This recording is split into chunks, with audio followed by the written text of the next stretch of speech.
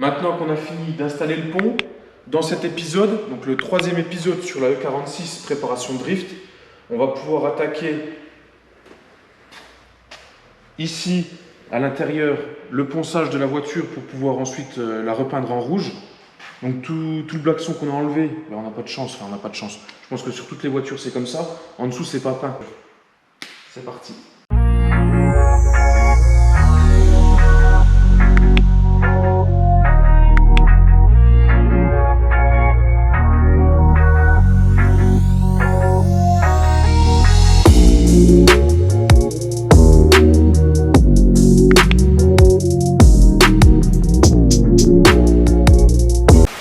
On a fini de poncer, le collier est emballé. Comment dire, à Noël, si vous avez des cadeaux à emballer, pensez pas à nous, on n'est pas fait pour ça. On a fait comme on a pu, hein. On n'est pas carrossier, on n'a pas forcément le matos non plus. Ce qu'on a fait, on a tout camouflé, ce qui ne doit pas être peint, enfin ce qui était déjà peint en rouge. Donc on a camouflé le pare-brise, tout le faisceau, on a camouflé le tunnel de boîte qui était déjà rouge. Les faisceaux sur les côtés sont camouflés. Derrière, les custodes et le pare-brise arrière, pareil. Et dans le coffre, on veut juste peindre cette partie-là. Donc pareil, tout le reste est camouflé. Donc on a posé l'après, on l'a poncé, on a renettoyé tout ça. Donc là, il ne reste plus qu'une chose, c'est décoller chez Johan, garage du Tertre, pour qu'il nous donne la peinture. Et comme ça, on va pouvoir, avec un pistolet à basse pression, peindre tout l'intérieur en rouge. Et demain, on pourra enfin enlever ces horribles bouts de scotch qu'il y a partout sur la voiture. Ah, le plat. Ça roule? Ça va? Ouais, bien, toi. Tranquille. Donc, Johan du garage du Tertre, le patron du garage du Tertre. Salut. Donc là, on est venu du coup pour récupérer la peinture et tu m'as dit que tu avais flashé la... Alors ouais, je t'ai flashé la trappe. Donc ça, c'est la trappe de la BM, du coup, tout ce qu'on doit reproduire à la teinte pour faire le toit. Donc moi, j'ai reproduit cette trappe-là pour avoir une correspondance et puis une colorimétrie qui soit adéquate. Donc là, on a déjà une petite léchette pour avoir une correspondance, pour voir un petit peu ce qu'on va faire en termes de coloris. Ouais. Donc là, on va la reproduire. Et là, on est en rouge, mais sans correction. Donc on n'est pas encore corrigé par rapport au Spectro. Le Spectro, lui, il a flashé la teinte. Il va la reproduire au plus proche de la trappe par rapport encore à celle-ci. Donc on va avoir une petite variante.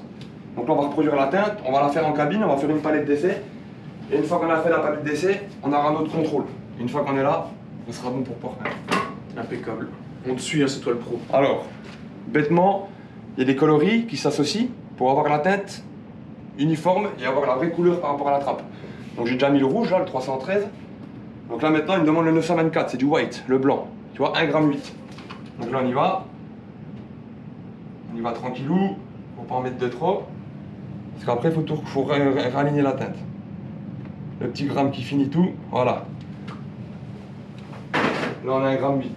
On met quand même un petit peu en mélange.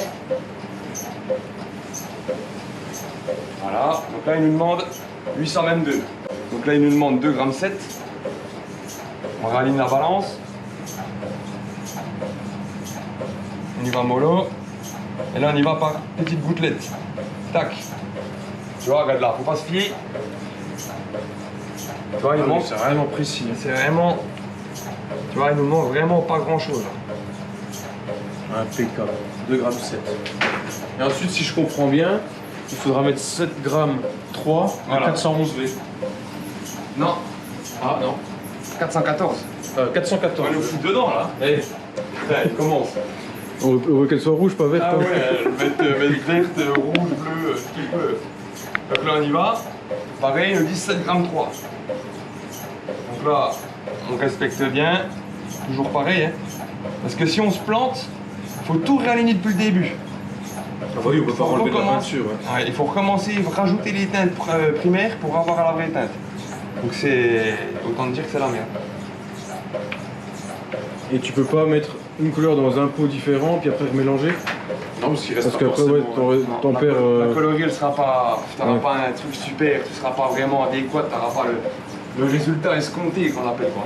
307. Le 307, c'est le prédominant, c'est le rouge principal, c'est un red classique. Ok. Celui-là, donc c'est la couleur la primaire, vraiment celle qui fait toute la teinte initiale. Quoi. Donc là, on y va, 36,1. Donc là, faut pas qu'on ait peur. On peut monter un peu. Dès qu'on arrive à 30, on commence à freiner un peu. Voilà, on y va. 2, 3, 4, 5. Voilà. On va faire 36,1. Voilà. Impeccable. Donc la teinte solvantée, c'est dilué à 50%. Donc solvant. Mon petit truc de solvant, il est là. Et voici le nom pour faire l'arrêt derrière. Alors, donc là, le volume total, il nous l'additionne. Ah ok. Là-haut, on a fait un volume de 50 millilitres, ce qui équivaut à 50 grammes. Donc là, on va pas en mettre de trop, mais 25. 50% de 50 grammes. Hop. C'est plus ou moins. Oui, donc on Tu as est le bien. droit d'avoir plus ou moins 1. C'est du diluant, ça va pas te changer ta teinte, hormis si tu montes à 10-15% en plus, quoi. Donc là, on a vraiment toute notre teinte. Donc ce coup-ci, comme toute peinture, On touille. on touille. Exactement. Et il faut pas se faire avoir parce que regarde. Tu vois les bords là? Vraiment racler les bords. On a encore de la colorie là. Donc on chope le point là, comme ça ici, vu que tu as les angles sur la petite Ouais, fléchette ouais. là. Et on vient bien choper le bas là. Pour qu'on puisse être sûr d'avoir vraiment la teinte qui tient la route et d'avoir rien loupé en termes de grammage, quoi. Ok?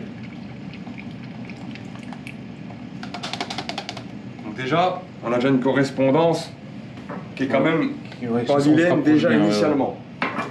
Ce coup-ci maintenant, on va terminer notre teinte. Donc là on est sur du rouge Japan Rot. Hein. Voilà. On n'est pas sur du brillant trop ou je sais plus quoi. Rouge BM. Origine, pas de modif. Donc là on clipse la poche, 125 microns filtré.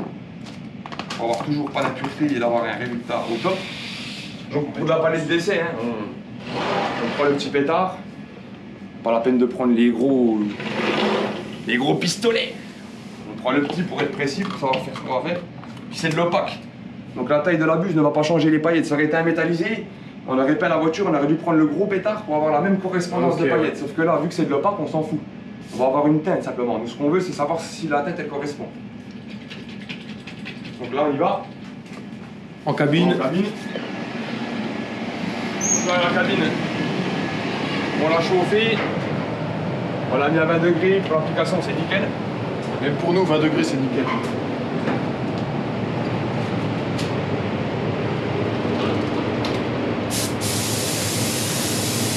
Donc là, ben, on est déjà un petit peu en cours. Hein.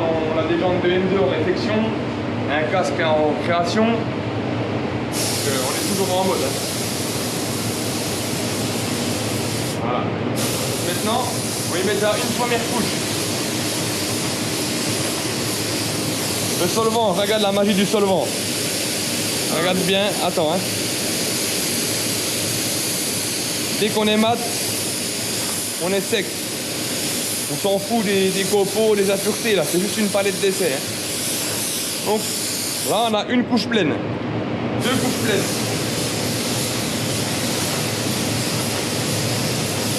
Voilà. Là on a la deuxième couche pleine. Là on n'a pas de paillettes à mettre, donc on s'en fout. Voilà. Jusqu'à là on est bon, on fait sécher notre deuxième couche. Un vernis juste pour bloquer le fond, donner la brillance.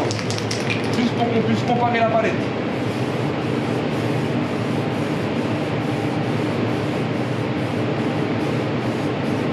Voilà. On laisse décanter. Faut toujours laisser un peu décanter pour que la pellicule blanche du vernis s'enlève. Donc là on a la brillance d'origine qu'on doit avoir pour la palette. Donc là on a la teinte. On va retourner au labo.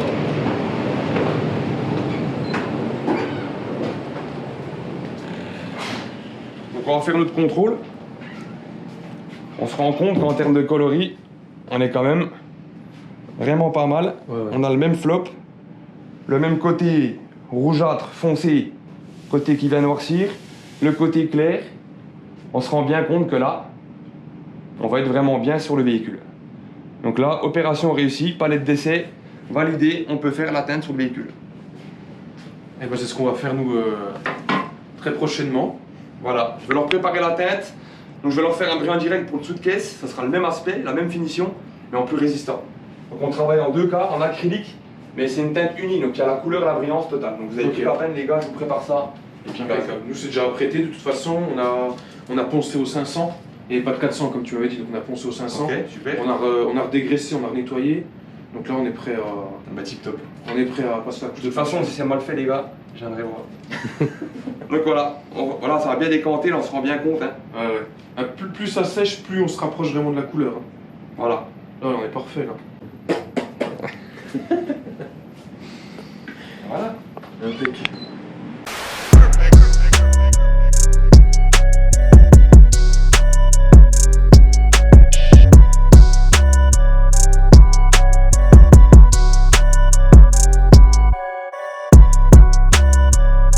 Sur les conseils de Johan, eh ben on va appliquer la peinture.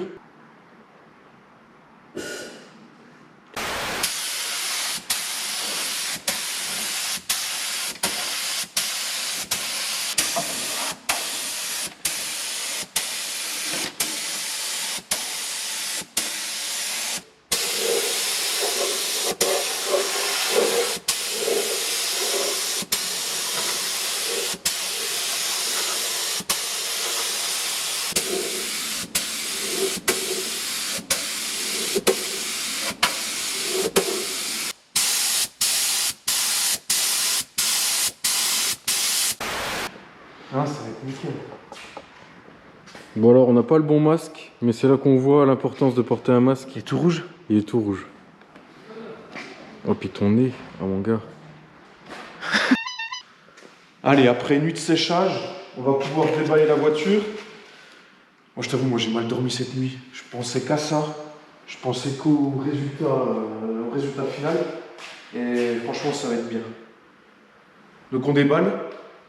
Qu'est-ce que t'en penses? On va pas attendre 15 ans de plus. On a déjà attendu déballer. une nuit donc... Ouais, on a déjà attendu une nuit.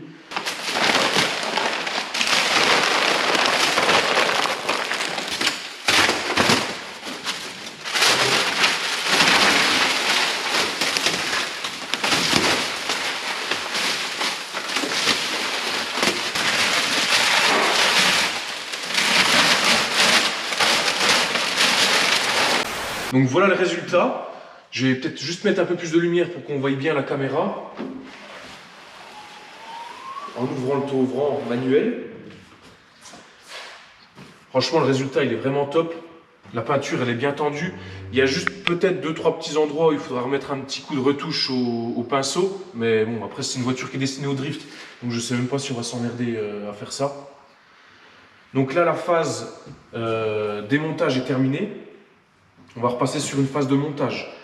Donc dans la prochaine vidéo, enfin dans les prochaines vidéos, on va retourner la carrosserie pour préparer et peindre l'obturateur de taux ouvrant qu'on viendra, je pense, coller à la colle à pare-brise. On verra ça avec Johan lorsqu'il nous dit ce qu'on peut faire au mieux en tout cas.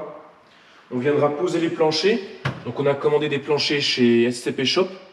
Et après, c'est toute la phase de remontage du tableau de bord. Remonter un volant, mettre des sièges baquets, etc. etc.